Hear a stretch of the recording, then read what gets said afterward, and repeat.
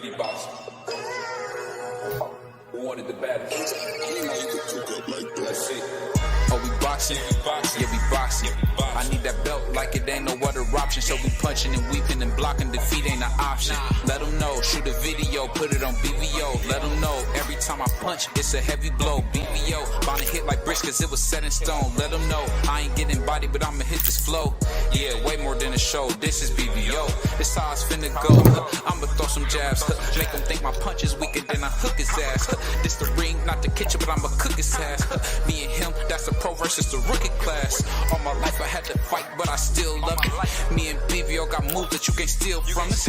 And these haters be throwing shots, but I don't feel nothing. I ain't gonna lie, shit, they alright, but we a little rougher. Step up for the title and face your rival, this ain't no little tussle. Bet I be no bird, being chicken to get your feathers ruffled. Footwork, I'm dancing around my opponent like the Cupid shuffle. Good work, bodies hit the flow, they can't move a muscle. The upside is we ain't in the streets, shooting and shooting up. Catch me in the ring, sticking, moving and suited up. I know everybody can eat, but I ain't full enough. Oh, you said it's smoking some beef, I guess I'm pulling up. Oh, we boxing?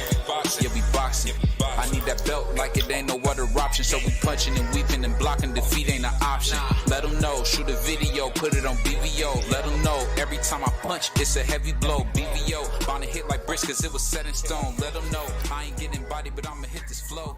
Yeah, way more than a show. This is BVO.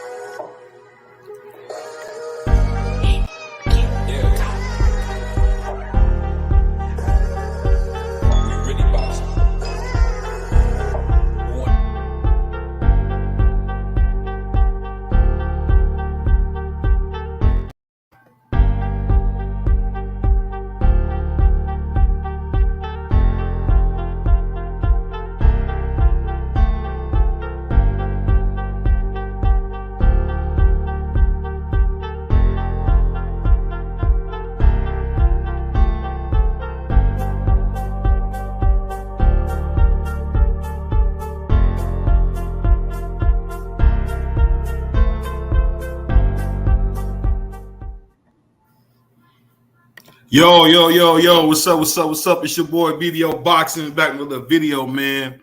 What's going on, everybody, man? We got a lot to talk about today, man. Salute. Hold on 1 second, y'all.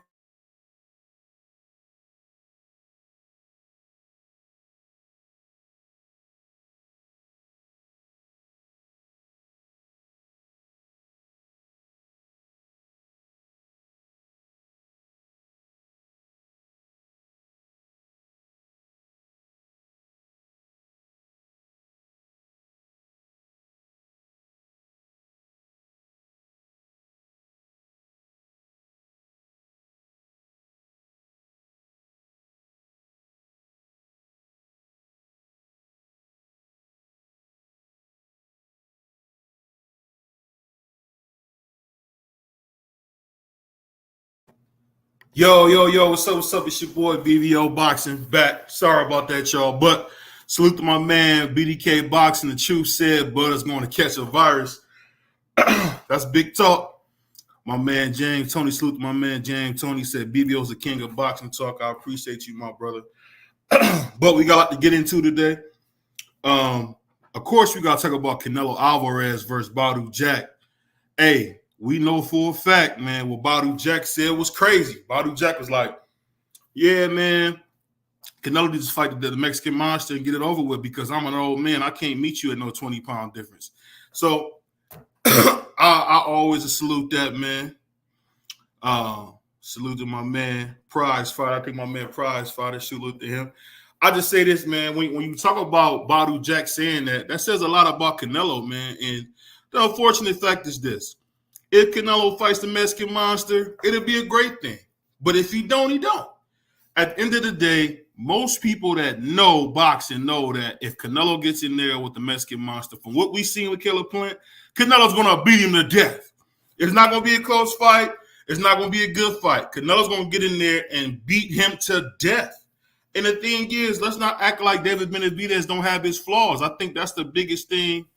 I don't understand why people say that. Like, oh yeah, they say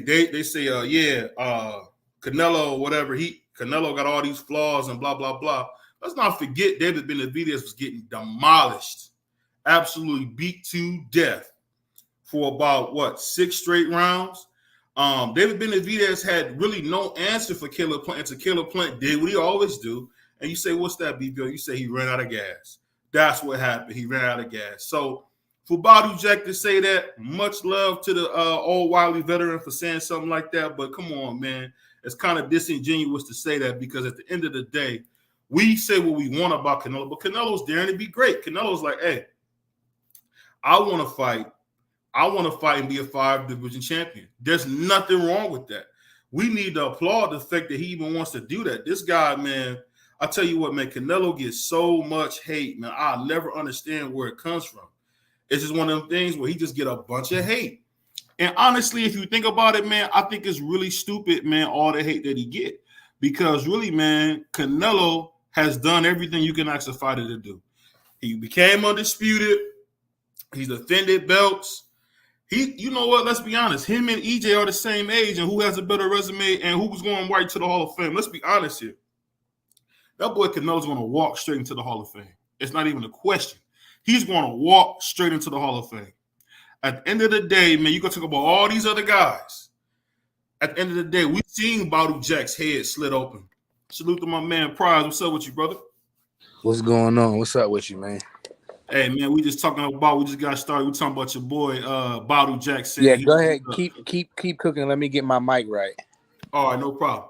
I say this. The funny thing about it was when we talk about Canelo, everybody get on Canelo, but golly, will these other guys dare to be great? Does Canelo have to do all the heavy lifting? Does Canelo have to do everything? And I'm telling you, man, for too long in boxing, man, people want Canelo to do everything. Canelo's not Superman. I don't understand. It seems like all these guys want to do is hang on Canelo's tip and wait to see what happens. And that can't happen in boxing. That's what's killing the sport. At the end of the day, Canelo Alvarez can fight who he wants. He's the same age as EJ, and EJ ain't got half the resume that Canelo had. So, I mean, we getting all this hype and all this talk. Let's be honest here, man. Canelo Alvarez is probably one of the best fighters we've seen in the last 20 years. And that's a fact. Since Floyd and all that old guard passed, it's not many people that you can say that stands up to the great Canelo Alvarez. So I hear what Badu Jack is saying, but you know what? Let's give Canelo some credit for saying, you know what? Hey, I want to be a 5-division champion. I don't want to meet you at 200. I'll meet you at 190. But you're not saying about all the other stuff that he behind the scenes stuff about Canelo wanted Badu Jack to come down 20 pounds. Plus, it was another rehydration clause in there. So he wants all of the advantages. Why he just don't go up to the weight? That's being great. Going the weight, the cruiserweight limit, and not create these Canelo weights. Nobody wants to see that. Now, we talked about it on the last show. People starting to free. First of all, before I start get going, shout out to you and shout out to everybody in the chat. Y'all like and subscribe. You don't hear nothing in the background because I got to show one for my daughter in the background. That's no problem. No, it is a problem. It is a problem. So I can't. If you can hear, can you hear that? No, I can't hear. All right, so cool, good. But like I said on the last show, they should freeze Canelo out, and that's looked like it was happening. So you got reports swirling around saying David Morrell and David Benavidez for October or November. Mm-hmm. You got Charlo and Andre who did a live together, I believe, on Instagram. They talking about locking it up, and you got Badu Jack saying, "I'm not. You trying to drain the old man? Y'all fight the fight we people want to see." That's what Badu Jack tweet was or whatever. Yeah. So Canelo really has nowhere to go now. What he's gonna wait for Berlanga, the winner of that fight? Nobody wants to see that, so he'll be. Berlanga's a good fighter. Berlanga's a good fighter. Then he just get knocked out by somebody. Then he just gets stretched. It's a part of boxing. What do you always say? Nobody wants to see that fight. Nobody wants to see that fight. He ducked the $50 million. Now he put himself in a bad situation because he's not going to get a $50 million payday, and he has no opponent. Everybody. Canelo get $50 million paydays whenever he don't. No, he doesn't. Whenever he wants. He's never got a $50 million payday. He got paid $45 million to beat a. That's not $50 million. That's not $50 million. Okay. And guaranteed money. I'll say this. I'll say this. Badu Jack, what he said was to me was tremendous because you know what? Badu Jack is still a fan of the great sport of boxing. And you know I've always liked Badu Jack. And if you guys remember the great Badu Jack, the man fought with his head slit open. I seen his skull. And he was still out there banging, still out there fighting. And then to come back, I think he knocked out Makabu. I think he beat Makabu to death and won that cruiserweight champion. But I think it was Tony Bellier had already knocked out MacBook. So I mean, MacBook wasn't never good anyway. He just was a belt holder, and now I'll consider Badu Jack after what his career has been and what he's been through. He's the real WBC champion at cruiserweight. No, like that's a champion that's gonna come to fight. MacBook, like you heard what Floyd said, he was in there getting beat up in the gym at Mayweather gym before. So I never believed that guy. You know, Canelo tried to cherry pick him. He got the negative feedback from the fans, and they wasn't beat. They like, nah, dog. Like, come on, man. And here he is with no opponent, bro. He has no opponent. So Canelo is looking crazy out here. Now he got to wait. Now he gonna be out there. Well, he don't have to necessarily be out there. He can take a stay busy fight, but he not gonna be getting no 50 million. Like, who does that? He didn't even respond to that, bro. He at least could have said, nah, I'm looking to move up. He could have gave them something. He gave nothing, bro. So he out here want to do what he do, and karma's you know what, you know. So he looking crazy right now because all the super middleweights are locked up. So he might as well just go ahead and just step away, relinquish them titles, and let these young bulls fight. Because David Benavidez looking like he ain't ducking no smoke. Win, lose, or draw against David Morrell. You know, we was talking about that on the show with, I believe, X and Q, and shout out to them. We was saying, hey, you know, that's what benefits David Benavidez, you know, to the I guess the casual eye, it's not gonna do nothing for his career. But us, we know this is a big fight, a good super middleweight fight that we all gonna tune in. And if it's not on pay-per-view, I don't think it should be. But if this is on regular Showtime or whatever, it'll definitely draw 1 million views or more, bro, easily. You know what I mean? I think. Yeah. I say this, man. You make good points, but this the thing. That dude Canelo been counting money in the kitchen like Kane, bro. Like he's been doing this. Like I don't understand. Like you make it seem like Canelo never had a big payday. That's all he do is get big paydays, bro. But this is his biggest payday ever of his career. Who's turned down a career like if you gave Floyd Mayweather and say, hey, I'm gonna give you $50 million. You don't even let's not even use Floyd. Let's They gave Floyd $30 million to fight Winky Wright, and he never signed a contract. Man, you're the only one. You're the only one that let's not play that. Let's not play that game. You got people that know what they talking about, like the homie Mark Nash. Shout out to him. You got the homie what's the other homie name that be coming up? I'm drawing a blank right now. All of them. Everybody that come rock on this channel, nobody heard that. So this all I can tell you is, man, you can't even find. I'm still waiting for a screenshot of that. I will send you the story. I'm gonna send you it tonight because I know you like to get in that booth. I know how you like to get when it comes to fighters you get in that booth on them. But I say this. He turned down 50 mil, bro. Nobody does that. Like real quick. If you get a fighter like Sugar Shane Mosley out there, right? Somebody like him back in his. You know, when he was at the top of his game. And if they say, yo, we're going to give you 50 mil because we want you to fight this dude, man, Shane getting in there, Oscar getting in there, Floyd getting in there, B-Hop, I mean, I can go on, Andre Ward, whoever. These dudes is not turning down. He never been paid 50 million. I don't care. Too much money ain't enough money. That man, obviously he's not fighting for legacy. I don't want to say he's not fighting for legacy because he trying to maneuver his way out of a Benavidez fight. So he wants to run the cruiserweight somewhere. And then you don't even want to go all the way up to the limit. You want to drain a man 20 pounds. The man is 40. Or how old is Badu Jack? 39, 40? He got to be pretty much 40. Yeah, you got to drain. You want to drain that man 20 pounds. And then on top of that 20 pounds, put another rehydration clause on there. I forget who channel it was, man, but somebody showed he's the king of rehydration clause, and they show all of the fights, but it was insane, dog. Crazy. I think it was the. That's what the cash cow can do. That's what the cash cow can do. And see, that's the thing. You talk about a guy who hates Canelo. He hates Canelo. I just don't understand, like, why people don't understand, man. Like, do I gotta talk some brother talk to you? at the end of the day, man, Canelo has been the biggest star in boxing for about the last 10 years or so. And is he Oscar? See, that's the thing. We won't be honest. You're mad because he's not Oscar. Let's be honest. Floyd wasn't Oscar. Floyd didn't fight everybody, anybody. Yes, He did not. He fought everybody. He fought everybody. All the welterweights he's supposed to fight, he fought them, bro. Why everybody did he fight? 140, Why did he fight Zab Judah after losing the ball? Why did he do that? The reason why, because it was a big payday. It was a hip hop thing going on back in them times where you got Floyd Mayweather, who the hip hop, just hip hop, just like Floyd, and Zab is a part of that.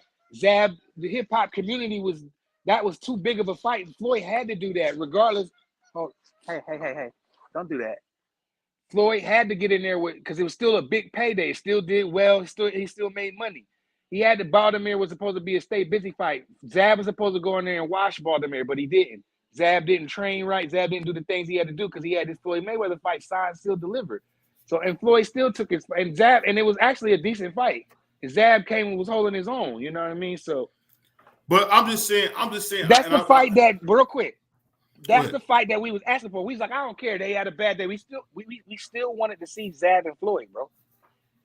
I won't deny that we didn't. But what I'm saying, you making it seem like Floyd did okay when Oscar fought B Hop. Why? Why did he have to fight B Hop? He didn't have to, but he did.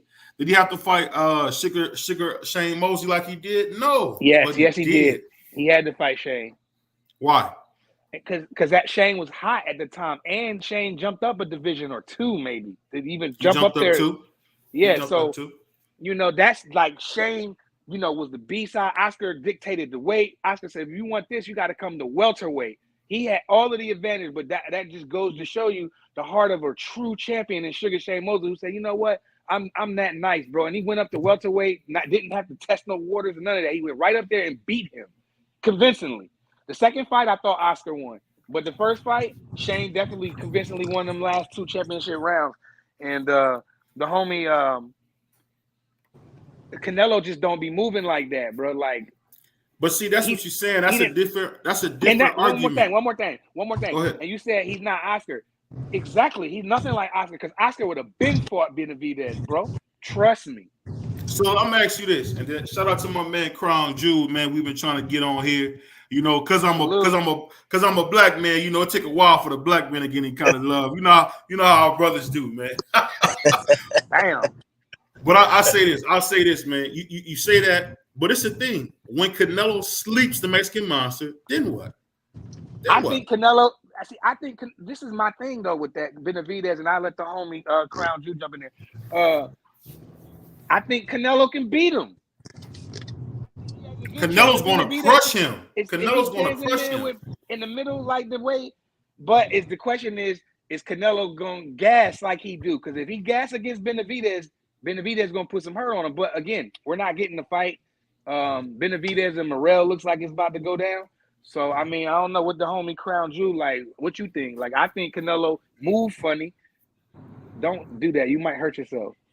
Canelo just be moving funny, bro. And that's why he seems like it's not hate. People tired of that, bro.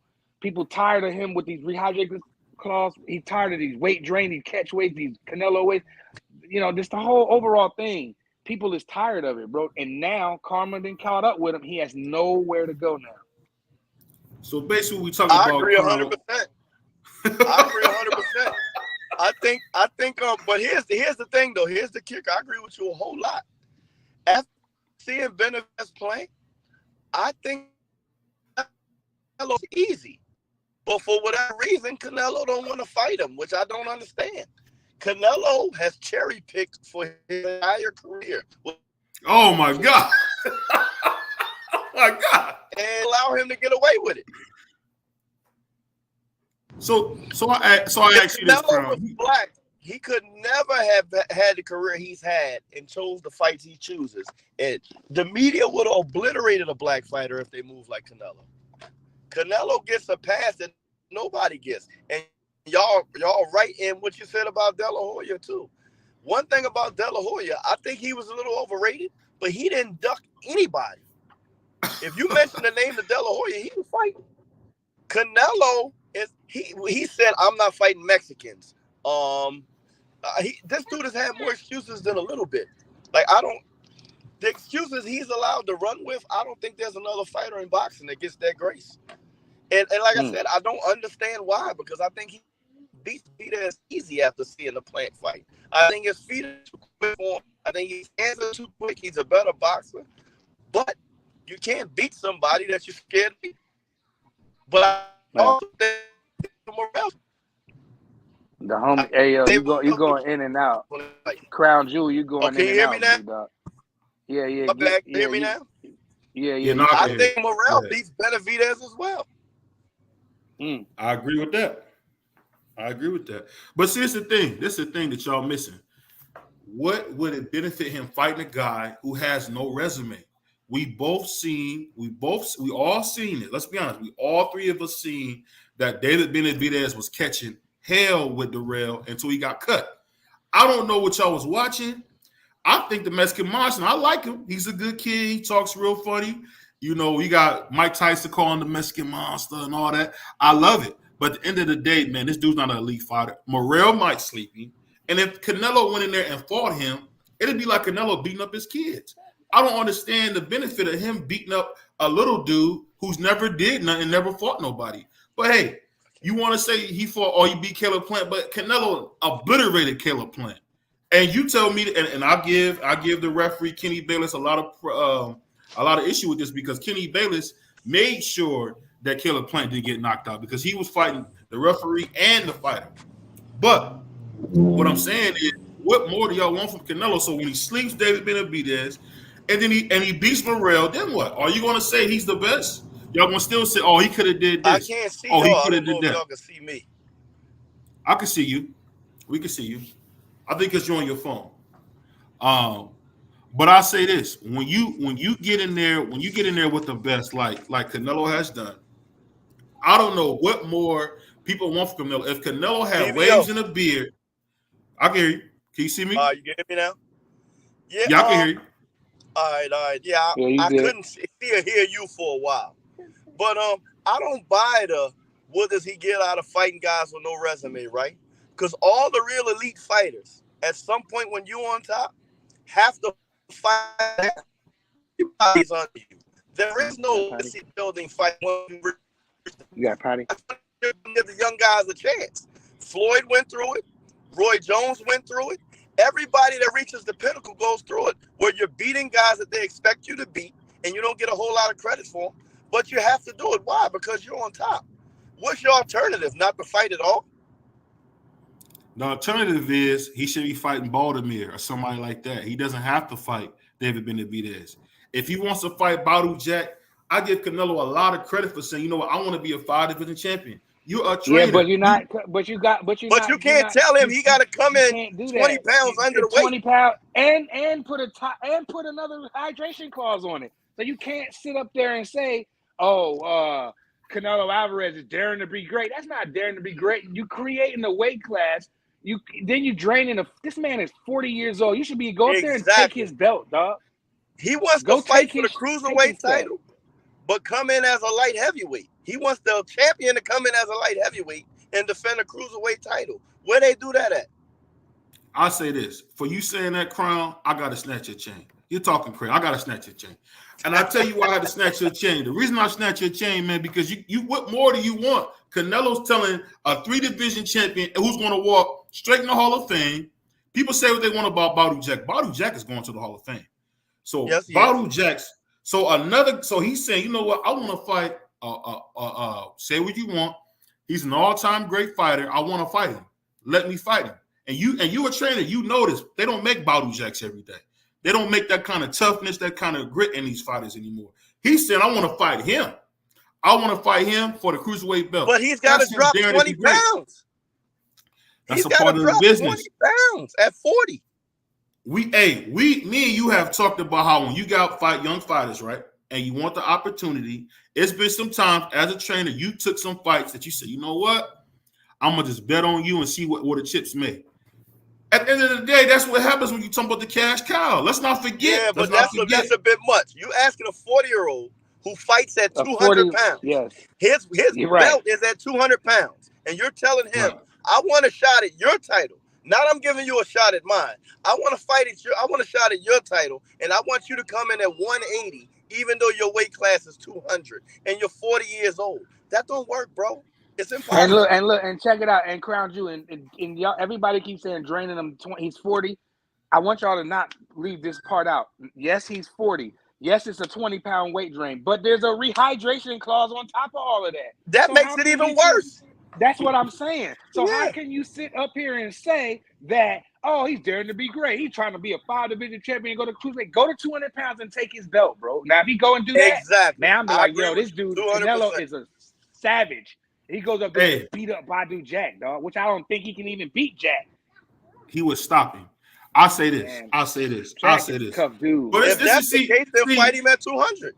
But see, that's Right. that's the game. That's the game, and I respect y'all brothers because I understand y'all gonna keep up with this. But that's the kind of stuff y'all say. But when they asked David Morrell, not David Morrell, when the Mexican Monster got stripped, when David Benavidez got stripped, they offered him to fight Beterbiev. They said, "Hey, Mauricio Sulaiman came out and said, hey, you know what? You lost your belt because I think you one of the first fighters to fight during the pandemic. Okay, I'll give you a shot at the 175 belt against Beterbiev." And what did that dude say? No. So at the end of the day, these guys got to dare to be great, but you got Well, the here's same the thing. I think guys like Floyd and Roy and a couple elites have made people a little jaded. Their weight classes for a reason. Everybody can't just jump up weight classes. I came up in the gym with a guy named Lenny LaPaglia that was a knockout puncher at super middleweight, right? Perennial contender. Right. He was like the heir apparent to be the super middleweight champ of the world, right? Right. Got out of shape, started fighting at light heavyweight. That 7-pound difference, he was a completely different fighter. He was just too small for light heavyweight. Not everybody can move up. Lay people say, oh, it's only 7 pounds. It's only 10 pounds.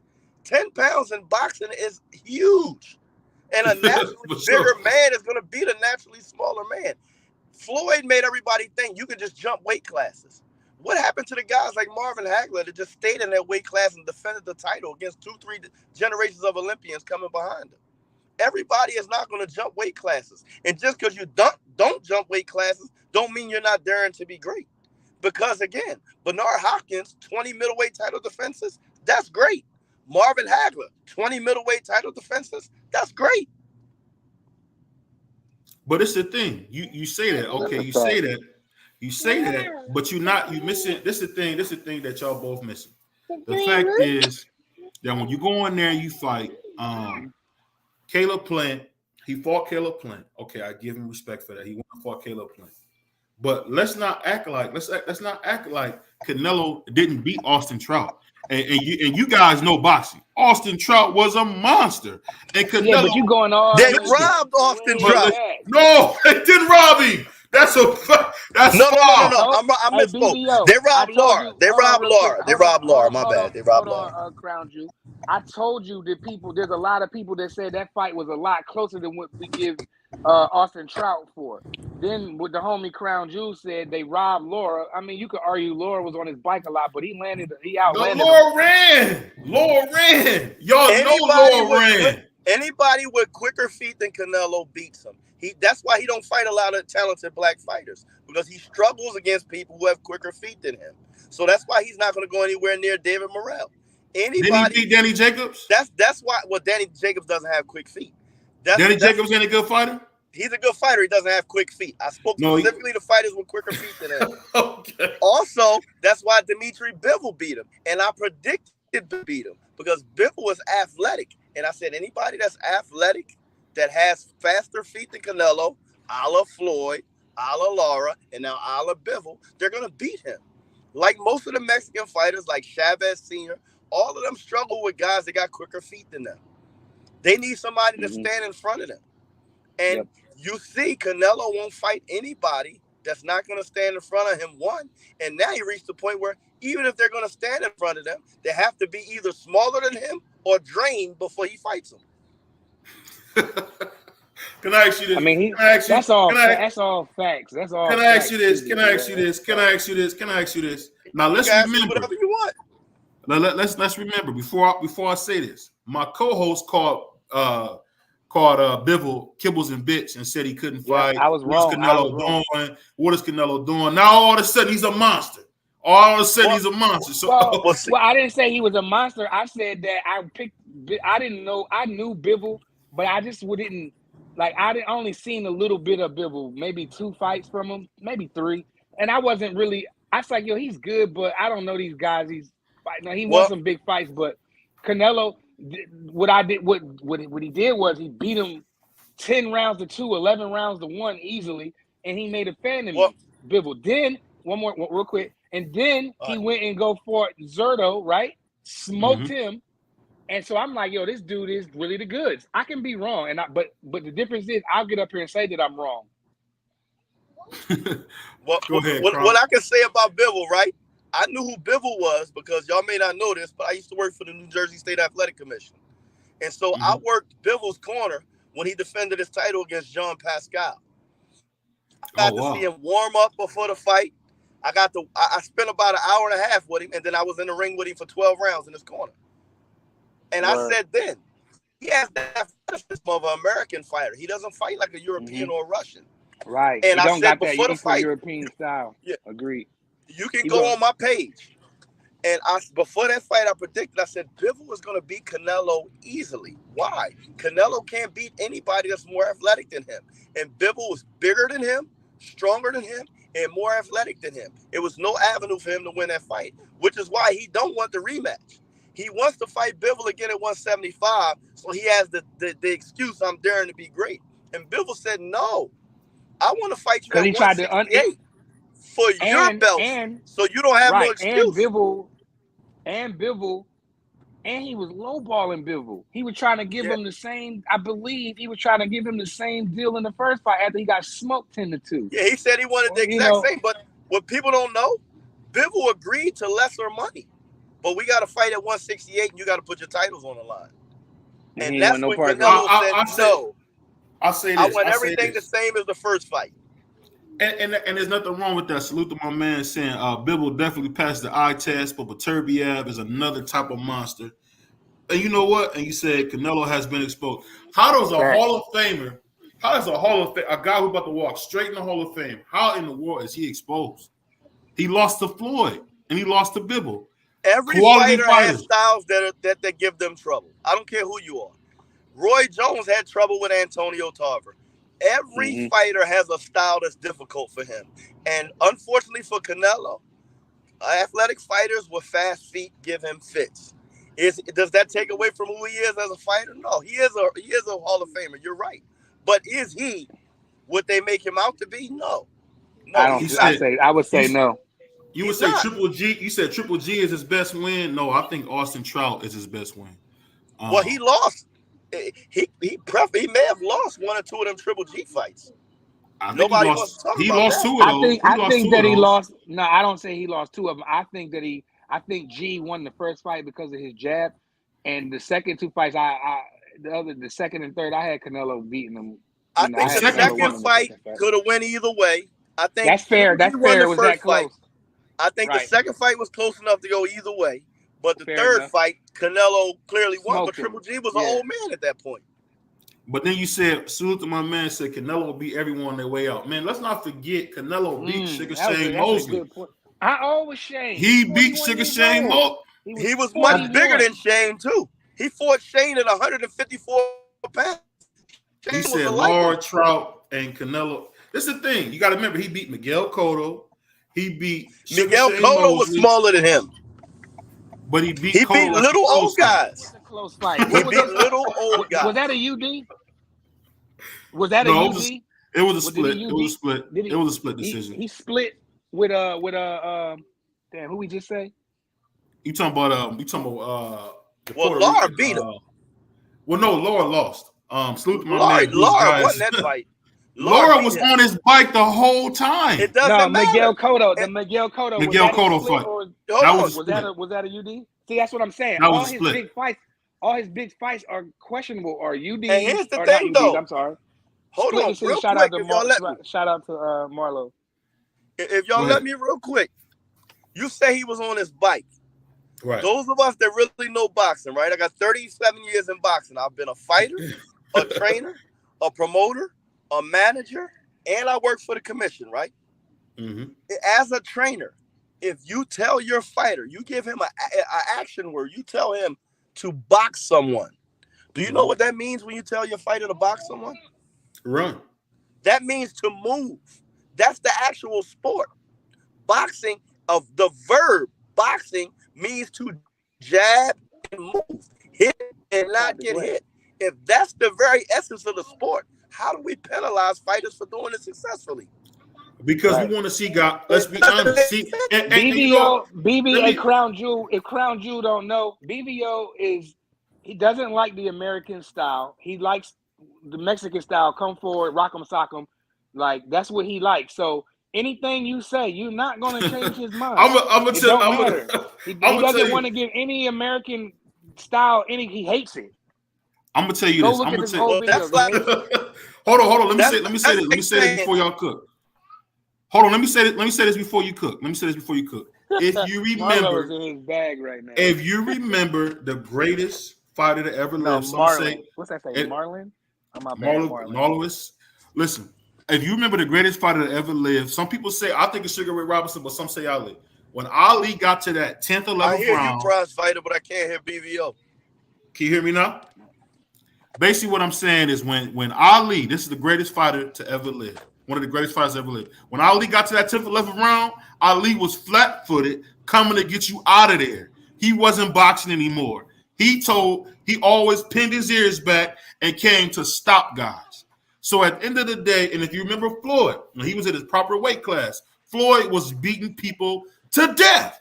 So let's not act like all of a sudden this whole pop 'em, sock 'em, rock 'em is a thing. No, I'm saying if you a true live sweet sports fan, you want to see a guy come stop a guy. Just like when Sugar Ray Leonard went in there and stopped Hearns. He pinned his ears back, put on his muffs, and got him out of there. That's boxing. This running, I'm going to tap you and not get hit. No. Why was Mike Tyson so big? Because he was knocking people out. That's what people want to see. You know what? His career was very short. His reign on top was very short. Hold up real quick, Crown Jewel. Hey, BVO, let me get myself situated over here. Give me about 10 minutes. I'm just going to put my mic on mute real quick, but y'all go ahead and keep cooking. Go ahead. Go ahead, my bad. Go ahead, Crown. Well, Willie, one of the best fighters in the sport, had zero power. Corey Spence, very good boxer, zero power. Pernell Sweet Pea Whitaker, extremely talented boxer.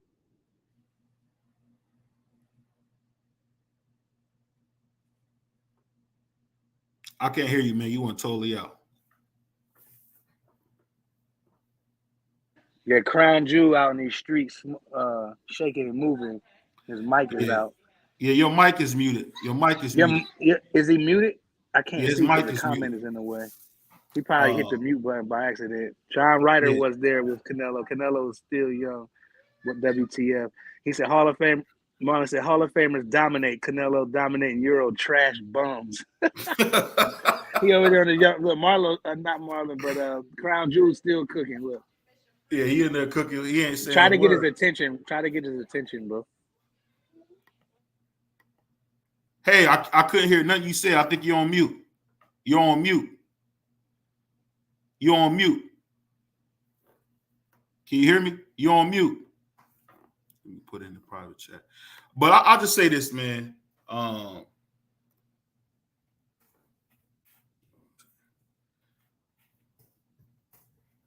just say this, man. When you talk about Canelo, man, please make sure. Hey, Crown, we couldn't hear nothing you said. Let's just put it. You on mute. Crown, can you hear me?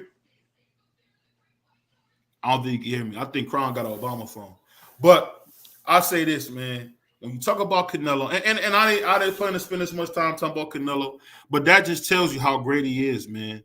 Canelo's walking straight into the Hall of Fame, and then you say he fought nothing but trash European bums. That's crazy. That's crazy, man. Now Billy Joe Saunders is a bum now. Come on, man. Billy Joe Saunders is not a bum, man. He's not a bum. He's far from a bum.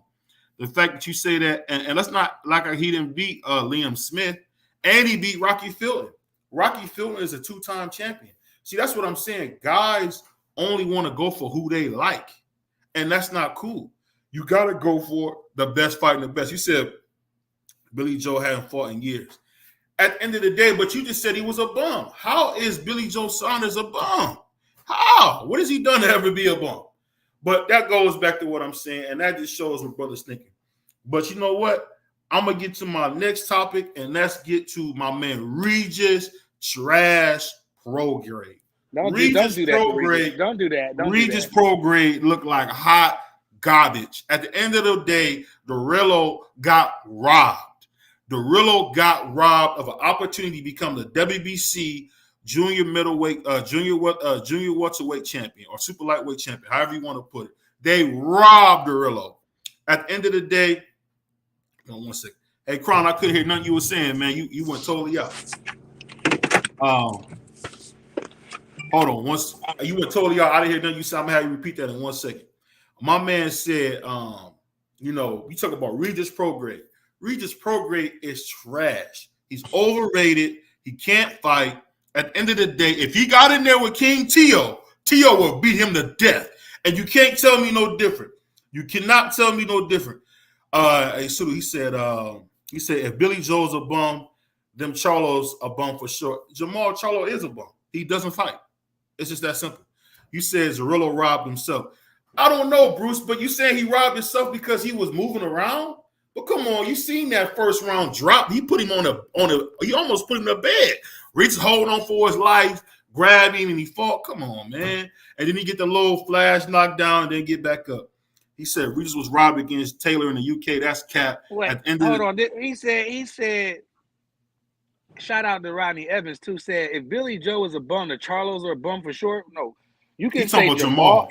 Jamal's not a bum. He's not a bum. I'm not going to Jamal's not great. He's not better than Billy Joe. Don't say them. All right, what? He's not better than Billy Joe, bro. Man, stop, man. Jamal Charlo's better than Billy Joe? Yes. Crown, you tell me that Jamal Charlo's better than Billy Joe Saunders? The boy that got popped with steroids when he's supposed to be fighting Andre and the fight fell apart. Both Charlo brothers are extremely talented. Extremely talented. Talent don't do it. Have they been inactive? Yes. I won't say that about Jamil. One has broke his hand. I mean, things happen. But when they're on top of their game, they're two of the most talented fighters out there right now. The Charlo brothers are for real. I think Jamel Charlo's for real. I don't think Jamal is. At some point, he's been out the ring 3 years, man. He been out the ring doing foolishness, man, and we all heard he was out here doing this, man, putting his cape on in the booth, being a goofball. So we got to call what we see. He's going through a divorce. We all know how tough that could be. I get it. He said, I'm going to read this comment. My man said, Matias is the class of 140. That's absolute cap. The class of 140 is King Tio, man. At the end of the day, the takeover is back. The takeover is back. And let's be honest. Now we talking about this is my favorite. Shows up. This is my favorite subject right here. This is my favorite subject, Crown Jewel, because everybody said Tio was gonna get killed. And what did he go in there and do? Dominating. He proved me wrong. Dominate him. He proved a lot of it wrong. A lot of it was wrong about that. Hey, listen. And when we seen Devin Haney, but we seen the American Dream fight Loma, right? We seen the American Dream fight Loma. He didn't look nothing like Tio look. He didn't look nothing like Tio. He didn't look nothing like Tio. Devin is the most overrated fighter in boxing. I agree with that. See, we actually got somebody on here talking the truth. I've been saying the American Dream is overrated because he's not that good. My man said Jamal was spark steroid Billy Joe. I don't know about that. He got to stop drinking before he sparks somebody. He said lowest number of punches scored since punch stats ever in the title. He said Jamel is unified 154 champion. Stop. Was that captain save a hole? Yeah, that was. Tio's legit. At the end of the day, if we're talking about, and I get on my man Price about this all the time, Devin Haney is not a great fighter. Devin Haney's really good. He's not a great fighter. You're right. He's the Lonzo Ball of boxing. His dad kind of put him on a pedestal What? that he doesn't deserve. He's the Lonzo Lonzo Ball. Ball ain't that's The bull. Lonzo Ball Ball boxing. ain't never won nothing. No, that's cap. Okay, my bad. LaMelo Ball. He's LaMelo Ball. He's the LaMelo Ball boxing. What, the rookie of the year? Yep, he won rookie of the year. That's what won it. I'll say this. And he's only the easiest path to undisputed in history. Devin had the easiest path to undisputed in history. History of boxing. Any of those guys would have beat Kambosos. Any of them. Anybody. And let's remember, Kambosos had a bunch of split decision wins. A bunch of split decision wins when he got in there. And let's be honest, Tio almost died. Canelo got a split decision wins in his biggest fights. But Cotto, Floyd, every Triple G. Well, he didn't deserve that split decision. He didn't deserve that split decision. I can kill the Kambosos argument right here. Kambosos the most noise he made in his career, he's most known for being a sparring partner. He's most known for being Manny Pacquiao's sparring partner. He's not no world-class fighter. He's a sparring partner. No, but he beat Tio's ass. Devin seen a golden opportunity and jumped on it. That's why he went to Australia, because he knew he had a duck. Hey, but let my man Pride say it. Devin Haney is a great fighter. He's this and that. Blah, I said Devin Haney's a really good fighter, and he's only 25. Y'all making it seem like Devin Haney 30 years old. He's 20. Bro, he's trash. He's trash, bro. Get out of here. But he's trash. Let me get him. Prize fighter. I only want to speak facts. When is a fighter's prime? You're saying only 25. You know Marvin Hagler, 25. You know Sugar Ray Leonard, Tommy Hearns, Durant, they all peaked at like 23. Floyd. They all peaked at like 23. But that's back then. We talking about these new cats. These new cats, for whatever reason, it's not like. And I've been watching boxing long too. Hold on, real quick. I've been watching boxing too. I'm not probably as seasoned as you is, because you got a resume that speaks for itself. So. But what I will say is this: them boys is not them same dudes in 2023. These dudes, for whatever reason, get started so late. They start doing stuff so late. When Floyd got a belt when he was like dub one. You know what I mean? These young boys nowadays, Boots is 30-something and 0. He ain't had a title fight. How do you get 40-something and 0?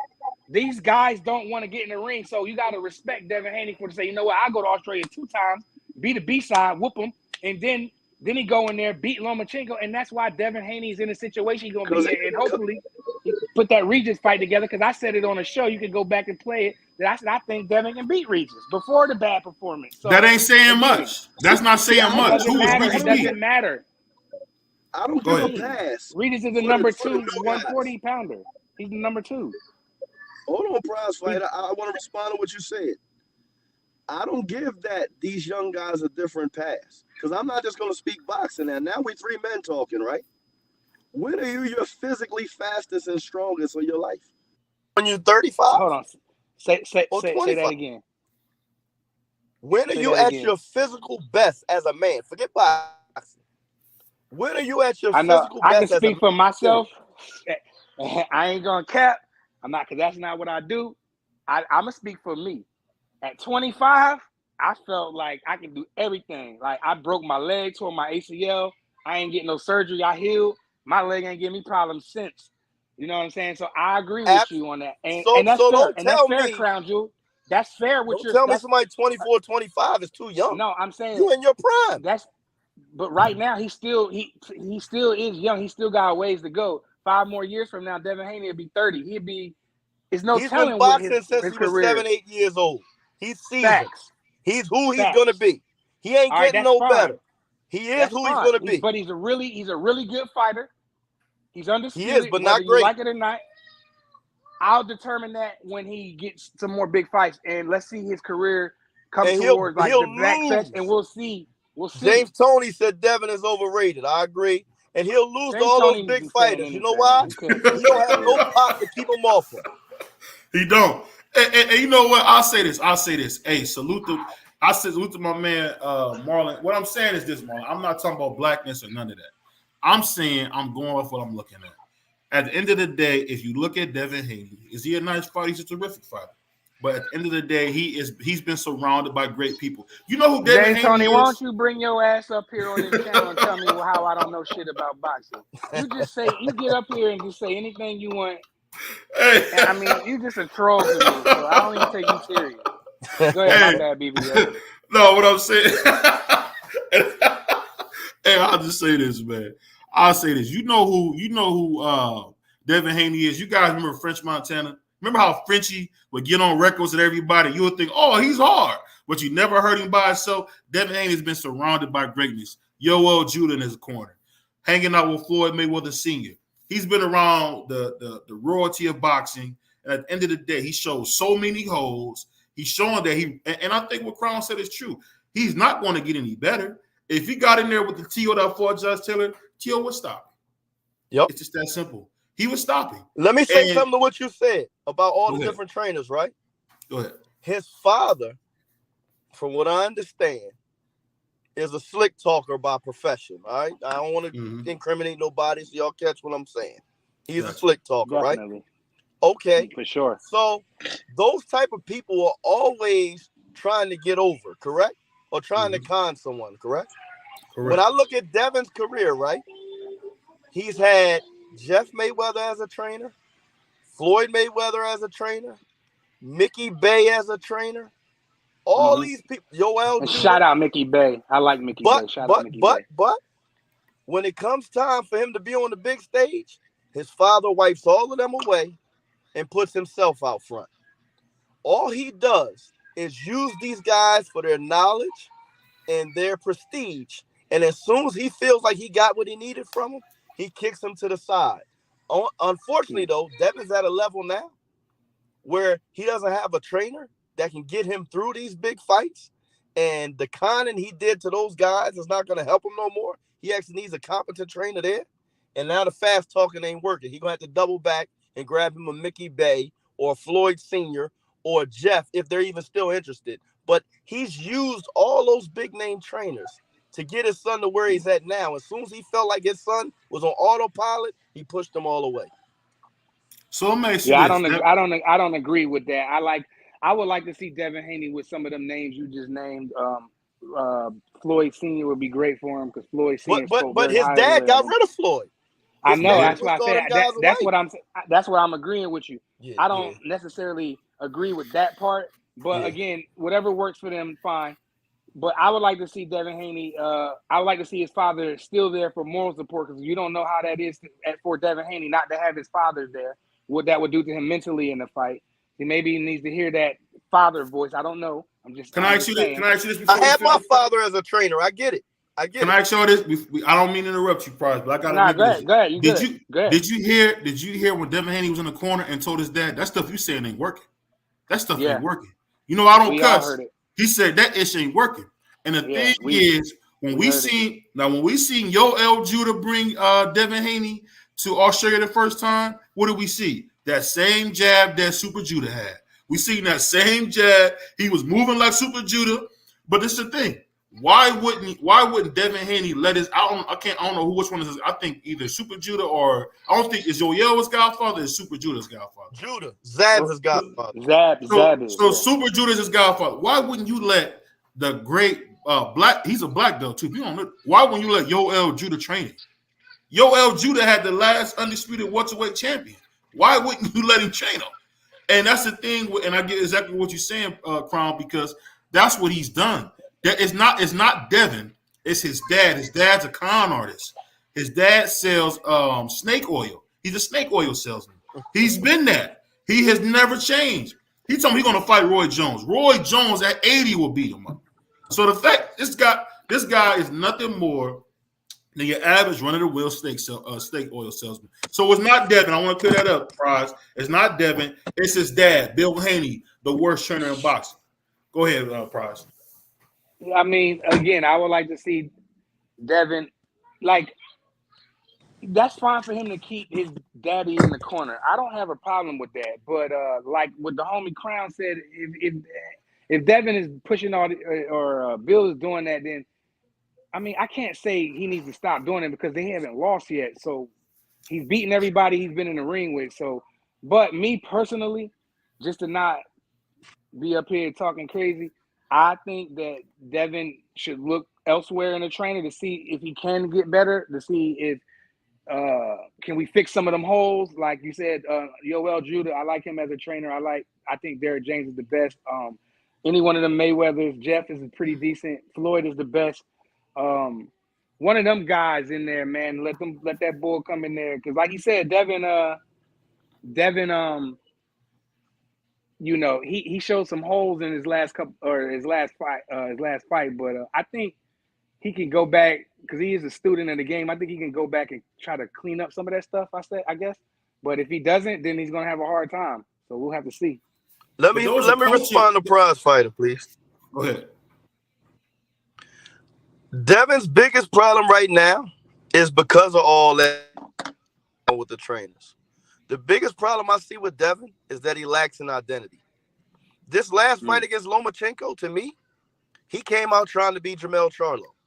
If you look at his style of fighting, his haircut, his dressing, look at his legs. Watch a Charlo fight and look at Devin's legs and how he came out against Lomachenko. Last fight, he was trying to be Tank Davis. This fight, he's trying to be Charlo. And I think he's just grasping that stuff. You know why? Because he doesn't have an identity. Why doesn't he have an identity? Because his father has moved him around all different training styles. And we're creatures that get in tough situations. Hey, Crown, you going in and out. You going in and out. He doesn't know who he is. That brother cooking, man. You went out. You was actually cooking for one. Yeah. Go ahead. Run that back, what you said, Crown. No, I'm just saying the man has an identity crisis, man. When you take your guy and bounce him around with a bunch of different teachers, he's confused. He doesn't know who he is as a fighter. And the last fight, I'm telling you, watch Jermell Charlo. He was doing his best Jermell Charlo impersonation in that Loma fight.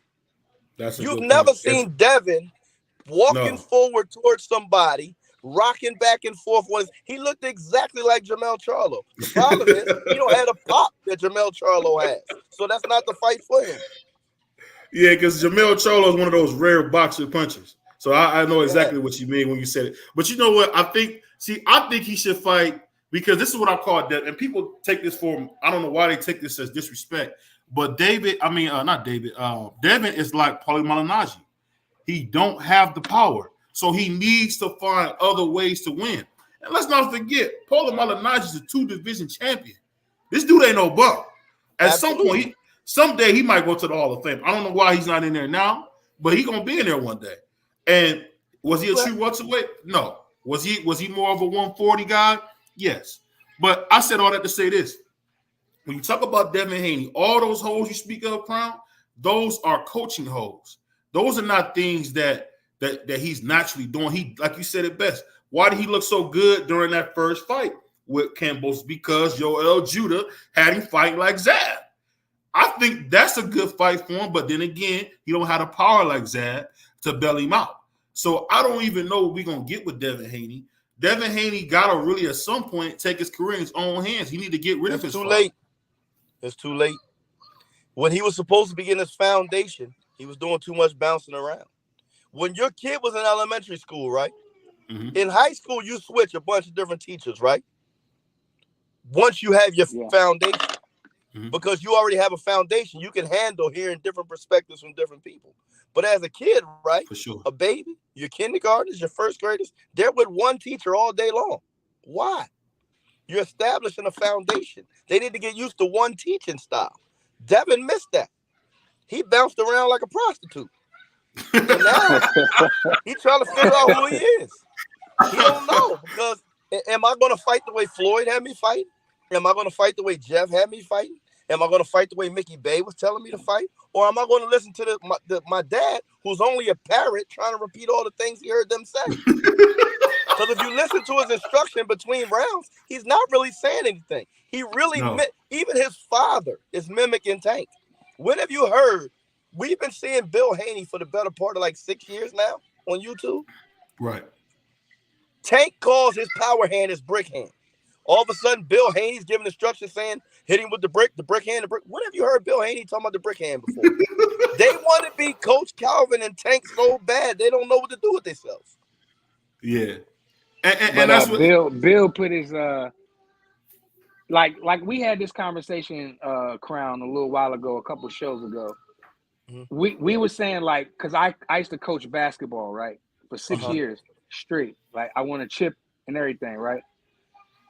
It was hard for me to let my son go when them elite coaches that's doing drills that I ain't seen before, that I ain't show him, and it was like more talented people out there, more seasoned people of the sport of basketball than me. It was so hard for me to let my son go, but I had to let him go so he can cross over to the other side. It seems like that Devin and Bill might got that where Bill can't let his son go. Like, all right, I'm gonna let Mickey train him, and then right at the last minute, damn, why Bill out there as the head trainer? I thought that Mickey Bay, I was DMing him on Instagram, like, yo, I like what you're doing with Dev, keep him, da da da. He respond back, cool. You know what I mean? Then when Dev come to fight, I see Bill. I'm like, damn, I thought Mickey. I DM'd him like, yo, what happened, my guy? He never hit me back. He did the same thing to Floyd Sr. Bring Floyd Sr. to the fight, and then ask him not to talk between rounds. I said all that to say he actually might have talked. It might be hard for Bill to let go, which is not good, because I let my son go and he went to play a high level of basketball. But the hardest thing for me to do was turn him over to another coach. You know what I mean? That was hard for me. I agree. I'm to stand watching. I can't dictate my son minutes no more. I can't plug him in. I can't run the offense through him no more. It's a whole. He got to learn something different. But I had to let him go through it, and he turned up to be really good. They went all the way to Florida for the AAU, the big thing in Orlando, and won that. And my son was a very big part of that. So I got an analogy for you. I think Bill is having a hard time letting go. Go ahead. Yeah, the hardest thing for any parent to give up is power, right? When our kids grow up, even when they leave, not even beyond sports. When your kid turns 18, 19, decides to leave the nest, the hardest thing to give up is that control, right? But what Bill is doing, I got an analogy for you, is the equivalent to a high school teacher keeping a kid in high school who's ready to go to college because they don't want to lose him. It's idiotic. Right. He's already completed the 12th grade. You got to let him go. You're only a 12th grade teacher, bro. You're not a college professor. You can't go with him. All you can be is moral support at this point on. And to be honest, even in Devin's young career, it wasn't Bill. He was using the Mayweathers and everybody else to develop his son. Now that he felt like his son is developed, he wanted to step in. And it doesn't work that way. I agree with that. I can agree with that. And the thing that you said that I gotta say, trainers are so important. When I get to telling guys about Eddie Futch, Angelo Dundee, I don't know. I can say I've learned to say Eddie Futch is the greatest trainer because of what he could do and how he had his guys focused. Because people don't ever say this, but Ken Norton beat Ali 3 times. He didn't beat him. He didn't beat him just once. He beat him 3 times, and he didn't get him. Me personally, I like Emmanuel Stewart, RIP. Yeah, I mean, Emmanuel Stewart was good, but he just took specimens and heightened what they all. He was great. He trained big fighters, and he showed. When you got a guy like Lennox, fight big, bro. When you got a guy like Lennox, hey, tell me this, Kron. If you got a guy like Lennox coming into your gym, man, it's hard to lose with a guy like that. That's a lot of guys. I'm a little biased. I'm biased on this one because I spent 3 camps with Eddie Futch. And I was able to be in camp with Maurice Blocker when he was getting ready for Marlon Starling, which was a major upset. I was in camp with Riddick Bowe, several fights when Eddie Futch had it. Riddick Bowe. And I spent a lot of time with Virgil Hill, who was another Eddie Futch's fighter. Virgil actually worked my and fight. A very good fighter for himself, Virgil Hill. Yeah, I rock with him. To be in the gym with Eddie Futch and to get to pick his brain. Eddie Futch was a boxing scientist. Now, a lot of these big name trainers you got now, they can take a good fighter and tweak them and make them better. And I think that's what a lot of these big name fighters was, but not Eddie Futch. Eddie Futch was a teacher and could break boxing down to the simplest form. And he just had a way of picking opponents apart and giving you a strategy that was like foolproof. Nobody, and I mean nobody, thought Maurice Blocker could beat Marlon Starling. But Greenlight, shout out to the homie Greenlight. Boy, I hit him up the other day, and shout out Greenlight. Y'all go follow Greenlight. Boy, you been out there. You got that rich people crib now. You ain't been at the show, man. What's up with you, man? Good to hear from you, though. Yeah, he like my boy Crown, man, living Right. large. I ain't living large. You see his beard, man, getting biblical with it. But this is the thing I'm saying when it comes to Floyd Mayweather Sr. I could say, I don't know. People don't really give him credit, but what he did with Oscar De La Hoya as an old man, when Oscar was old, I mean, could anybody do that? Crown, you know better than me. What made Floyd Sr. so special? I'll say this. This is something I got to spend a little time around Floyd Sr. too. Me and Floyd, I met Floyd Sr. and Jr. in the Nationals, in the Amateurs, National Power Tournament, Marquette, Michigan. I think it was 1992, 92 or 93. Mm-hmm. He ended up getting robbed against a guy named Theodis Upshaw at that time, who was on Team USA. Mm-hmm. Floyd, if you want to look at his resume, first of all, you got to do is look at Little Floyd. But beyond that, a lot of people don't know. Big Floyd taught Roger how to fight. He taught Jeff how to fight. He completely turned Oscar De La Hoya around. He trained Mickey Bay. A lot of really good boxing minds today are the brainchildren of Floyd Mayweather, and a lot of people don't talk about it. But Floyd Mayweather Sr. is brilliant, like brilliant trainer. Yeah, I like Floyd Sr. a lot. I think he's a great trainer. I like when he said when Oscar when Oscar dropped Mayorga, he came back to the corner. Floyd Sr. was like, we can knock this son of a bitch out right there. You know what I mean? So I enjoy Floyd Sr. I enjoy his I enjoy him in the corner. He's very he's funny as hell in the corner. You know, back him up. You know, he just say stuff. You know, run that shit down the middle. That's Ryder that be saying that. Both of them funny to me, but Floyd Sr. is he's a good. He can pick out a fighter that's gonna make it happen. He can see it happening before it happens. So I really like Floyd Sr. He changed, like you said, he changed Oscar ways, bro. And Oscar was dangerous. That was a dangerous combination, Floyd Sr. and Oscar. You want to know the difference between Floyd Sr. and Roger? Look at Floyd's first big test when he fought Diego Corrales. And after like the fourth round, Floyd wasn't in the corner. Roger was in the corner. And in between rounds, Roger and Little Floyd were looking out in the crowd at Big Floyd for instruction. And Floyd ended up telling them, tell Little Floyd, keep doing what you're doing. Round 7, 8, 9, he'd be ready to go. And he was 100% spot on, bro. And look, again, Roger was a great trainer, but in that fight, Roger was listening to Floyd Sr. Go back and watch the tape. Yeah, I watched that fight. That's that Ricky Hatton fight, I believe. No. Floyd and Diego Corrales. Oh, he said it. He said it again before too. Oh yeah. That was Chico Corrales. Chico Corrales. That everybody thought he was going to beat Floyd, and him and his dad wasn't speaking. And his dad showed up and coached him from the stands. And like even Roger was turning around to the stands trying to hear what Big Floyd was saying. Yeah, that was a good fight. That was one of my favorite fights by Mayweather. Man, he was really sharp. That was his best performance. He was flawless that night. He was. I mean, it was just superb. Like everybody, like, oh, your boy about to get beat up and say, I'm at work. You know, I'm like, man, do y'all watch boxing? Like Floyd is gonna destroy this dude, and I love Chico Corrales. He gave us some of the best fights. But I knew Chico was destroying everybody. He was like 35-0, 32 knockout. He was destroying. He was tailor-made for Floyd. Yes, he was. Did Joe Goosen train him? Yeah. Joe Goosen got him after the Floyd fight because his father was training him. Yeah, he fired his father. Yeah, he fired his father for stopping the Floyd fight. Yeah. He was like, "Are you crazy? You don't stop the fight." I'm like, he needed that fight stopped. Kill your ass. Right? If he didn't stop that fight, he would have died earlier. Floyd was putting some left, like I said, between Chico Corrales, Canelo Alvarez, and there's one more fight I can't. I know people might grind me up, but I think that Sugar Shane fight, when he got cracked, boy, he turned, because even in RIP Nazim Hamid from the city. Nazim Richardson. Yeah, I mean, I'm sorry, Nazim Richardson from good Philly. Friend of mine, brother Nazim, RIP. Yeah, brother Nazim was good friends with my grandfather.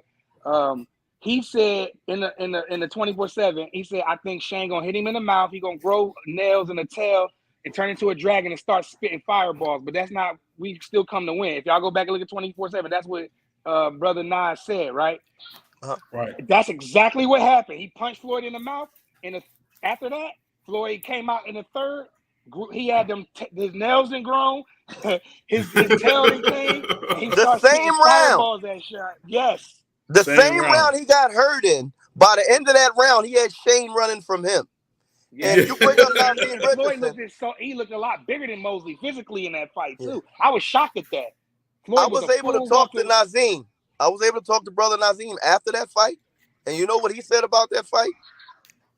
He said Shane faced that blender for as long as he could stand it. And once he couldn't stand it no more, he had to fall back. Hey, my man, salute to my man Green. He said Canelo think because Charlo been out the ring for 3 years, I think now, he gonna take advantage of him. And shout out to y'all be surprised. Too athletic for Canelo. Shout Jamal out to Charlo been out the ring too long. Shout out to the homie Lost Art of Boxing. What up, dude? Salute, Q. What do you say? Floyd was so nice. Fellas, go ahead. I'm gonna have to get off. I was in between errands, but I wanted to come on because you told me I've been ducking. I ain't ducking you. Let us know when we come to your show, man. We're gonna come through. We can flick this schedule. But I really appreciate y'all having me on. I really appreciate y'all. Anytime, bro. Anytime. And you're right. I haven't really been doing lives, but pretty soon I'm gonna schedule a live and bring you guys on. Yeah, I got a couple sure. pro fighters that want to come on too. So we'll get to, question some fighters with some fights coming up. But I really appreciate y'all. Anybody out there, when you're not checking out Prize Fighter or you're not checking out BVO when you got some spare time, Slide Blast, Crown Jewel Boxing TV, check me out. If you feel the need to, leave a comment, whether positive or negative. I'll read them all. I'll take your point of view into consideration, and I'll try to improve. Until next time, though, my catchphrase, keep your hands up, your chin down, and your ass off the floor. Peace. Peace, my man. Shout out to the homie Crown Jewel. That's them Jersey boys, man. He said Floyd was so nice. He would be one of those most remembered fighters in the world that when he retired a few years, everyone still talk about him. When he have mad good fighters fighting now. He said no one talking about Canelo being a king, a rehydration clause, BVO. He was talking about Tank. He was talking about Tank. Look up, one has more rehydration clauses than Tank. Hey, you being biased. That's what it is. You being biased. He said, tell them pro fighters they better come. Hey, I'll say this, man. When you talk about boxing, man, we all got to remember this, man. You talk about the Floyds, you talk about whoever. I think we can't compare Canelo to him, man. I think you can't compare Canelo to them. I mean, he hasn't been those guys, and he probably never will. And that's okay. That's okay, because guess what? All he's going to do if he fights David Benavidez is put him to bed. Do y'all want to see David Benavidez sleep? Do you want to see him beat up bad, sleep? I mean, hey, you got receipts. I believe you, Greenlight, but I tell you this. Floyd is a great fighter who don't get enough credit because they want Floyd to fight Triple G. They want Floyd to fight Winky Wright. They want Floyd to fight. I mean, Floyd had to be Superman. At the end of the day, they got weight classes for a reason, man. And I think Floyd really maximized his talent. And when he got to 147, he went up there with one hand and still did his thing. He said Benavidez going I think he meant to say Canelo's going to put Benavidez to sleep. I agree with that. Benavidez is going to beat Canelo. I don't see that happening. I don't see that ever happening because Benavidez has shown us in the past that he just, salute to my man Q, he's cooked. He's cooked, man. He get in there with a guy who really know how to really hit him and be precise with his punching. We'll see what happens. He said, oh, no, I'm not saying what you said. Tank was a witch for the rehydration clause. Hey, Tank was a witch for the rehydration clause, and Canelo's a witch for having a rehydration clause. At the end of the day, man, but can I get mad at Canelo because Canelo's daring to be great? He want to go up and fight at cruiserweight. I mean, Canelo's 5'7", man. Canelo is 5'7", man, maybe 5'6". Canelo's a little guy, and he going up there to fight a 3-division world champion and Badu Jack. And Badu Jack is doing what the elder statesman should do. He said, you know what? Go on there and fight them guys in your weight class and leave the old man alone. I can't help but respect that, because at the end of the day, when you talk about boxing, man, it's all simple as you got to take the best fights available. And I don't understand what's going on with David Benavidez and Canelo, because Canelo should go ahead and beat him. He should go ahead and beat him. But we got to talk about this. This is the main thing we all been waiting to get talked about. We seen Errol Spence $1 million worth of game. And I'll say this. He said Canelo tried to make him fight at 180. Now, that was just ridiculous for Canelo to even offer that. I admit, Canelo can be very ridiculous. D Young, don't forget to subscribe, bro. It's my first time seeing you here, man. We need you part of the family. Join the conversation. I'll just say this, man. Canelo is just playing little slick games like he always do. He's always done it. He said, the heavyweight Canelo keep forgetting his name. He stalled. He lost for money. Bro, I think Canelo he said, I think Charlo gonna beat Canelo too. I don't know if you on planet Earth right now, Green Light, and you my brother, and I love you, but you sound crazy, man. At the end of the day, if I was Canelo, I would go in there and take that easy money. I mean, he'll beat the life out of David Benavidez. As some people say, he'll beat the sleeves off that dude. I don't understand why he don't want to fight. I don't know. I think it'd be huge. I think it'd be probably the biggest fight in boxing. 2 Mexicans fighting on Mexican Independence Day. I mean, they both come out with the sombreros. It'd be crazy. Salute. Make sure you. That's Q's. Ain't that Q's thing? Beat the sleeves off somebody. Yeah. Salute to my man. Make Q. sure. Yeah. Shout out Q. Hey, give me a couple minutes. I'm about to get my daughter downstairs or whatever. I'll be right back. Oh, no problem. What do you say? Salute to my man. Salute to my man X. He said, Boo Boo, Andre, Charlo was talking about fighting. That'd be a good fight. He said, BVO starting once again with that mad dog. Hey, man, I'm not like you, man. I know you over there on that K2 chilling. But I say this. When we talk about Canelo, man, we just keep always putting all these things on him. So when he stops David Benavidez, then what? Then you're going to say he should fight, Boo Boo. Then you're going to say he should fight Jamal Charlo. Then you're going to say he should fight David Morrell. Why don't David Morrell and David Benavidez fight each other? And why don't Jamal Charlo and Boo Boo Andre fight each other? And then the winner from those fights, from the fighter, whoever win those 2 fights, fights Canelo. At the end of the day, Canelo is going to beat the life. He will beat Benavidez to death. At the end of the day, let's not forget that boy Caleb Plant was really beating on David Benavidez for 6 rounds until he gassed out and it was over. He said Benavidez. He said, hold on. I think he meant to say Canelo put Benavidez to sleep. He said, athletic, he going to be sad when Charlo or Benavidez beat Canelo. He going to get double pie. The version of Canelo that gets destroyed by Benavidez. This version of Canelo gets destroyed by Benavidez. Well, I don't know. He said, that's whack as heck, bro. He said he fighting nobodies that ain't even putting in work.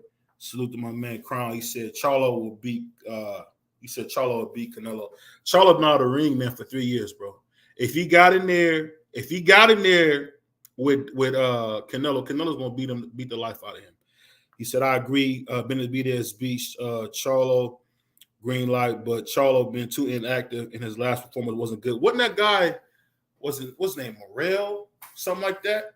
The Mexican guy. I mean, he struggled like crazy versus that dude. And then his next fight, somebody beat the life out of him. He said, "Oh no, BBO, come on, man. The Rev help playing last all 12." Now, I give you that. Now, Hot Rod, I will admit that Kenny Bayless, the worst referee in boxing, did help Caleb Plant. And I won't lie and say that if it wasn't for that, Caleb Plant would have got stopped. But let's not forget the first 6 rounds. We watched that fight together, Hot Rod. I think you were watching me here, right here on BBO Boxing, right here in BBO Nation. We watched that together, and we seen this guy beating David Benavidez to death. Play that fight again. That fight, the first 6 rounds, was not close. It was not a good performance by David Benavidez until, as always, like your Tony Harrison and like a lot of slick fighters, the brother got tired and then he got beat up. So it happens. What do you say? Canelo, do gas out quick, green light. I don't know. He said Kenny Bayless is the worst, bro. His last few fights, he's been terrible officiating. He's always been terrible. You seen it again with the whole John Gotti fight. When you seen Floyd and John Gotti fight, and I guess John Gotti was holding too much. Let's not forget when Josh Taylor fought Jose Ramirez and Kenny Billis was screaming at Josh Taylor because he's watch him out, watch him out, whoa, watch him out. It's a boxing match. It's a fight. It's a fight. So people need to shut up and let guys fight. And I'll put it like this. I just want to ask everybody, will you guys give Canelo his credit when he beats David Benavidez to death? When he goes in there and beats David Benavidez to death, are you going to give him his credit? That's all I want to know. I'm going to open up the panel to everybody. Y'all come through. We got our talking points out because we all going to see what happened when whatever happened with Errol and Bud, we're going to see in a couple of weeks. He said, but Charlo inactive. On top of that, how you think Charlo really going to look coming off a year plus layoff when his last performance was mid? Playing had all the rounds on Canelo till he knocked him out, bro. You can say that, but that's just speculation. At the end of the day, man, we know for a fact, man, Canelo is going to beat the life out of Charlo. I'm telling you, he'll beat the he'll beat the not so big grande out of your boy David Benavidez, bro. He just will, man. He will beat he'll beat the life out of you, bro. Salute to my man X. What's up with you, brother? I see you in the gym getting that work in. Yeah, man. You talking that cat. You can hear him?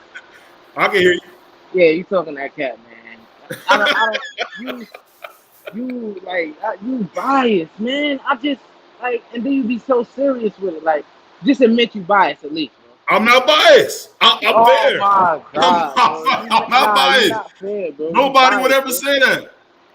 Every time you take a pic, it's some biased stuff, bro.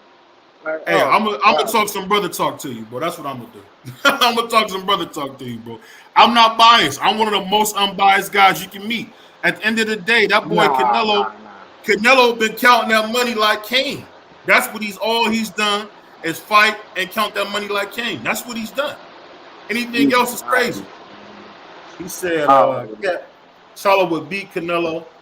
At the end of the day, you're looking at the Charlo that fought. Charlo would get his ass whooped, bro. The Charlo that fought the guy from Philly, Julian J. Wright Williams. That Charlo is dead and gone. He's dead and gone. He's drunk. He drunk it out of him. He drunk it out of him. It's over with, man. There's nothing he can do. It's over with, and it's just that simple. This is gonna be Canelo fans. Benavidez beat him to sleep. So let me ask you this: so when Canelo finally stopped David Benavidez, what's he gonna say then? Well, I'm not a nigga that don't give credit. I've never been that guy, and you know that. So I'm just asking, what you gonna say then? Are you gonna say you gotta fight Superman, or you gotta fight Spider-Man? Like, bro, I don't care to see him fight nobody else. Like, he's on his way out anyway. I don't care to see him fight anybody else if they're gonna be there. Well, let me ask you this: how come him and Errol Spence the same age, and Errol Spence ain't got none of the fights that Canelo got, and don't got none of the legacy that Canelo got? Why is that? I don't know where that came from, but I'm asking. They're the same age. There's no comparison, bro. Canelo started boxing at pro when he was 16 and all this other shit. So, you know, that's a big factor. Yeah, he didn't go to the Olympics and all that. He went straight for the gusto at 16 over there in Mexico. So it's a difference. You said Bigo the type of guy to say Tank not the face. Tank is the face of boxing, but to be honest with you, whoever is fighting at the moment is the face of boxing. Whoever's fighting at the moment, it's just that simple. Who's ever fighting at the moment is the face, because I mean, yeah, Tank's the face of boxing, but he got one of the weakest resumes for a superstar. Yeah. One of the weakest resumes for a superstar. So, I mean, guys can say what they want, but I don't know, man. I don't know. When you talk about the best fighting the best, man, Canelo's done it. He going to beat David Benavidez, and then what you going to say? All right, let me hear you. Why do you think he's going to beat him? I don't want to hear nothing about no Caleb Plant. But that's a way more active fighter than Canelo Alvarez. I want to hear why you think he's going to beat him. Well, that's what I'll say. I think Canelo has always done a good job when he's not fighting an athletic guy. And I don't think David Benavidez is athletic. I don't think he has good feet. I don't think I don't think he gonna be able to like use that athleticism against him. Like that's Canelo's biggest problem.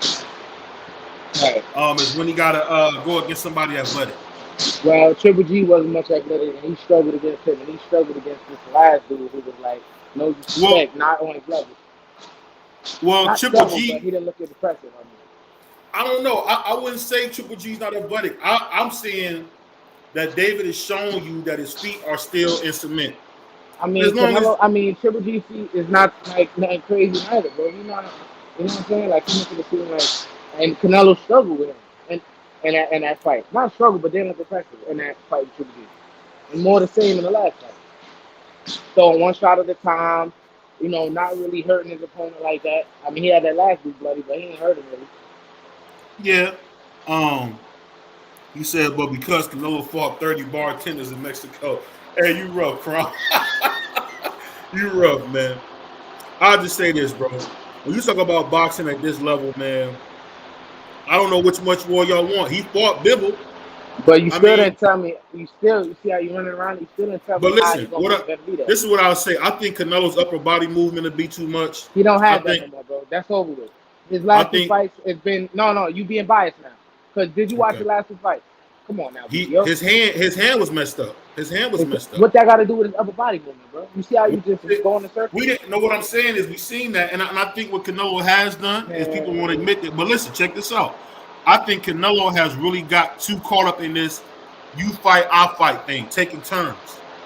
And I think he kind of lost his way a little bit because he really hasn't fought any great guys. I don't know, man. It's a tough fight, man. In other words, you can't break it down because he's not gonna win, bro. I can name several reasons why Benavidez is gonna win. You can't name one reason why Canelo gonna win, bro. You talking about I gave you a upper bunch. body movement that he haven't shown in the past 3 fights, bro. Upper body movement, and then on top of that, you know, Canelo, and the arm punches hurt. He's biased, Canelo's arm punches. Listen, Canelo hits you in the arm. Canelo hits you in the arm. Canelo just a really good guy hitting you, man. And at the end of the day, I salute to my man Crown saying it best. Benavidez is not Triple G. Triple G, man, say whatever you want about Triple G. He's not the greatest fighter of all time. He's a lot overrated, but come on, man. Triple G got some skills, man. I can't remember that guy. I think it was Sanchez, something. His old trainer really showed him a lot, man. And he really was doing good. He said he loves Canelo, LOL. No, I'll be honest with you, man. I don't love Canelo. I just think Canelo get a lot of flack. And I think it's just unfair, man. I think it's unfair, bro. I don't know what more Canelo can do. I don't know why guys are so hard on him, but they're not hard on Tank. It is what it is. He said Triple G beat the brakes off Canelo and got robbed. He got robbed on that first fight. I'll give you that. Just because we want to see Canelo fight. What fight we've been clamoring for in the fight that the fans really think is gonna be as big as Benavidez. Like all the other fights, we want to see Charlo and all this shit. This shit's not gonna be as big as this fight, bro. Like no, it we've been asking for this fight for a long time, bro. And all of a sudden now, we asking too much of Canelo and all this weird shit. When he just went up to be great, the fight be all. Now, it's okay. Canelo did that. Okay, he could take a little. He don't gotta fight Benavidez. He could do this. Benavidez, he gotta fight David Morrell, who ain't do shit yet. Like, come on, bro. I'll say this, and I'm gonna leave it at this. When it comes to Canelo, I think Canelo needs to fight David Benavidez. I don't want nobody to mistake what I'm saying.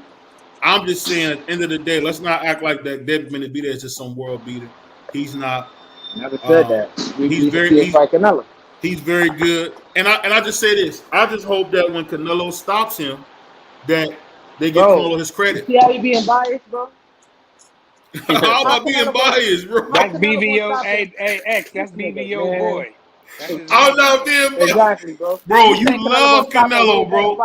You saying Canelo gonna stop a way better fighter than his last 2 opponents? Triple G at that point is not better than. And he was at 168. He's not better than David Benavidez at this point. Or at 168, period. Then the last guy is nowhere near better than neither Triple G or this guy. He ain't stopped neither one of them, bro. Come on, bro. Like, he's not stopping nobody. That shit over with, bro. You don't think so? You don't think he has the ability to do that anymore? I think he got the power. He don't have the energy to do it. I look how he fight. He fights for no life in him no more. He don't have the same endurance. Are we talking about Canelo Alvarez? Been that good. Yeah. Okay. That's fair. His endurance has slowed down significantly, bro. And that's the thing that's been in a couple of his fights that hindered him, even early in his career. And now we've seen it on the highest scale. The last fight got tied in 4 rounds. They couldn't get the guy out of there. The guy just wasn't much of a threat to do anything, so Canelo was just in there coasting, doing what he wanted, taking breaks, all type of stuff. Throwing one shot at a time. Triple Yeah. G. Come on, man. This shit crazy. He don't know what's up. I thought he was going to knock Triple G out the way G been looking at his fights. You know, I thought Facts, bro. And I thought Canelo was going to really put some hurt on him. I thought he was going to facts, bro. I thought he was going to knock Triple G out. But hey, smooth I out. expected too much of Canelo, like DBO said. I'm too hard on him and all that. Hey, all I'll say is this, man. If we being honest, man, my man on your ass right now. Hey, where's my man James Tony at, man, when we need him? That dude is a clown, man. He need to stay gone. No, don't stay gone. Keep coming up, run out. And James Tony, you be talking a lot of shit. I don't know if I said this to you before. You better be smashing that like button. You come in this house talking all that shit you be doing. I'll say this, man. We all are big fans. We all are big fans of Canelo. We don't like how he moved. I'll be honest with you. I don't like the rehydration clause with Badu Jack. If you was gonna send him that, you should have never called his phone. I'll be honest with that. He should have never called Badu Jack's phone telling me he want to fight Badu Jack at 180. That can't happen. And don't forget the other part. I keep telling y'all, don't forget the rehydration clause on top. Not only you gonna drain him, I'm gonna keep saying it. You want to drain him 20 pounds. The man's 40 years old, and you want to put another hydration clause, man. Come on, man. Get this dude. He has nowhere to go. The dude just need to go ahead, let them belts go. And so these young boys like Morrell and Benavidez should be for one of them belts, man. If them boys are gonna lock it up October or November, like they said, then that should be a world title fight. But Canelo's holding up 68. It's not even funny no more. Like this dude threatening to go to cruiserweight. Let that would have been anybody else. His ass would have been stripped.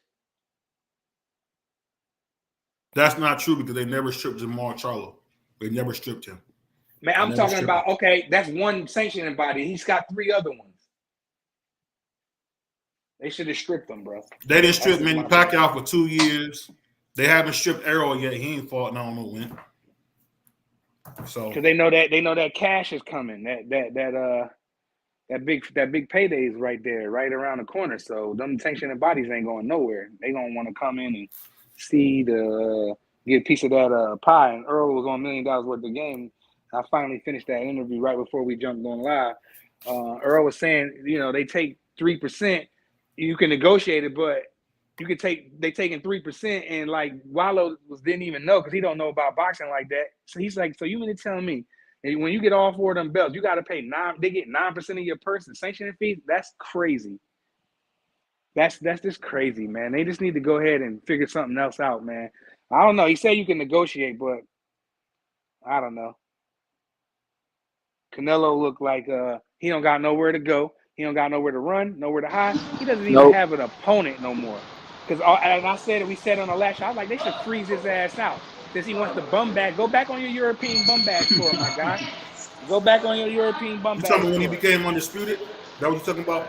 That was a European bum bashing tour. That was part of it. Okay. So when your boy Devin Haney does it, it's great.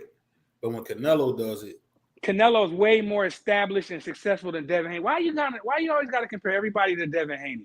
Like I don't. Yes, you do. Yes, you do. Every time I say something or we say something, here you come with something. Or is it Devin Haney? Devin Haney, man, get out of here. Hey man, like I said before, Devin Haney and my man Crown Jewel, who's a trainer 37 years in the sport of boxing, said one of the most overrated fighters I've ever seen. That's exactly that's what a man who's been. He has if he has an eyeball. I mean, he has an eyeball for it. He's been around the sport forever. You know what I mean? So you got to respect that. And he ain't gonna get up on camera and just start lying about. I was used to being this one in camp, and I believe him 100%. I can feel the energy, and I believe him. So if he wants, that's his opinion. Everything is all an opinion. You got some of these people out here saying Devin Haney's the greatest thing they ever seen. You know what I mean? Oh, yeah. So it's about what you know what it is though. A lot of guys smoke that K2, and a lot of guys. A lot of guys biased like you, bro. a lot of guys, if they don't have money to buy Hennessy, they drink that E&J, and that's the type of stuff that rocks your mind out. Salute to my man Vic, my man Big C, aka Moses, with the biblical beard. Said, gentlemen, salute to my man Green. Like, I'll just say this, man. Do I want Canelo to do better than he's doing? Yes, I do. I do. But at least Canelo has given us fights that we want to see. And we could say Errol hasn't always given us the best fight. Errol should have gave us that fight with Bud 5 years ago. But nobody will say that. Nobody will say that. They keep talking about who Terrence Crawford didn't fight, but why didn't Errol make himself available? See, that's the thing. It's cool when they do it. It's a problem when I do it. Ever. So Canelo can't win. So when he go in there and stop David Benavidez, then what you gonna say? Oh, David Benavidez was young. He wasn't ready. Because I think he's about the same age as Devin Haney. He's about the same age as Devin Haney. Bro, ain't you the same person who picked Caleb Plant to beat him now? Caleb Plant was beating him, and then when Benavidez beat him, this for happened. For the first 6 rounds, I look like a genius. But you the same dude. Man, you biased. You the same dude. You the same dude that said T.O. couldn't beat Josh Taylor. That was the one thing I got wrong, bro. You got several things wrong. You got several things wrong. It's boxing, man. It's boxing. I got one thing wrong. You keep calling me out on that. Like bro, everybody else wasn't picking Josh Taylor. Well, he was a favorite, bro. Like, that's not blasphemy. You said Ryan was gonna be Tank. He wasn't even a favorite, and he had a rehydration clause in. Like, common sense will tell you, a guy with a rehydration clause in and all that other stuff is not gonna win a fight against a guy like that. But Ryan, you're gonna do this and that with a rehydration clause in. It's not. That's not smart, bro. I'll just say this, man. I'll say this. At the end of the day, hey, even BBO can be wrong. I'm not perfect. There's only one God. I'm not perfect. I could be wrong. Hey, my man Green, like you said you're a Mexican lover. No, I don't love Mexican. Green like be on your heel. Hey, what I say is this, man. I understand where you're coming from. Green light. I mean, I get it, but now it's time for BBO to give you a case of the beats, man. It's time for you to give you a case of the beats. At the end of the day, man, when you come in here, all you do is cape for black fighters, and that's cool. There's nothing wrong with that. Every time I'm talking to you, man, you always caping. You probably the same guy who say Deontay Wilder got hit. Said Mexican lover. And you probably the same guy who said that Tyson Fury cheated Deontay Wilder with an egg whip, right? You probably believe that too.